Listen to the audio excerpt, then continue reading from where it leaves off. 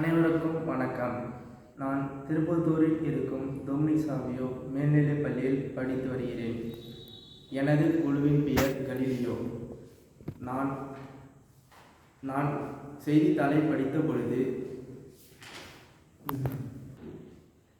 திருப்பத்தூரின் அருகே வாணியம்படி என்ற ஊரில் சென்ற மாதம் ஒரு பெண் குளிர்சாதன பெட்டியை தொட்டு மின்சாரம் பாய்ந்து உயிரிழந்திருக்கிறார்.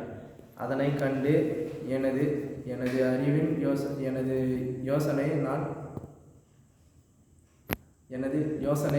நான் உங்களிடம் சமர்ப்பிக்கிறேன். குளிர்சாதன பெட்டியில் மின்கசிவின் காரணமாக மின்சாரம் பாய்கிறது. இதனை தெரியாமல் பலரும் அதனை தொட்டு உயிரிழக்கின்றனர். இதனை தடுக்கும் வகையில் நான் குளிர்சாதன பெட்டியை மின்சாரம் பாய்வதை அனைவருக்கும் தெரியும் வகையில் நான் ஒரு யோசனையை கண்டுபிடித்திருக்கிறேன். அதனை உங்களுக்கு இப்பொழுது கூறுகிறேன். குளிர்சாதன பெட்டியில் ஒளிரும் ஒரு LED விளக்கை பொருத்தி அதனுடன் ஒளி எழுப்பும் ஒளிப்பானையும் பொருத்தி அதில் மின்சாரம் பாய்ந்தால் அது LED விளக்கு ஒளிரும்.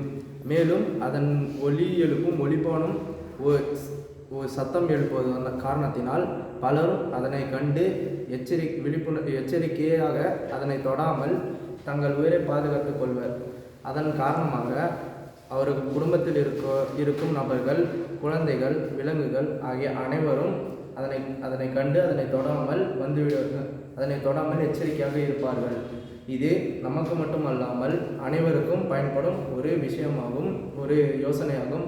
இதனை நான் உங்களுக்கு சமர்ப்பிக்கின்றேன். இதற்காகும் செலவு மிகவும் சிக்கனமாக செலவிடும் செலவாகும். இதனை நாம் பொறுத்த குளிர்சாதன பெட்டியின் கம்பெனிகள் முன்வந்தால் பல உயிர்கள் காப்பாற்றப்படும். இதன் செலவு குறைவு என்பதால் இதனால் பல உயிர்கள் காப்பாற்றப்படும். சிறிய பகுதிகளிலும் இது இருக்கும்.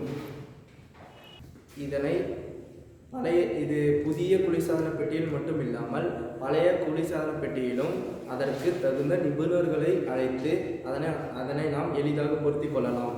இதனால் நம் வீட்டில் உள்ள பலரும் காப்பாற்றப்படுவர். நம் மக்களுக்கும் நிறைய பயன் ஏற்படும்.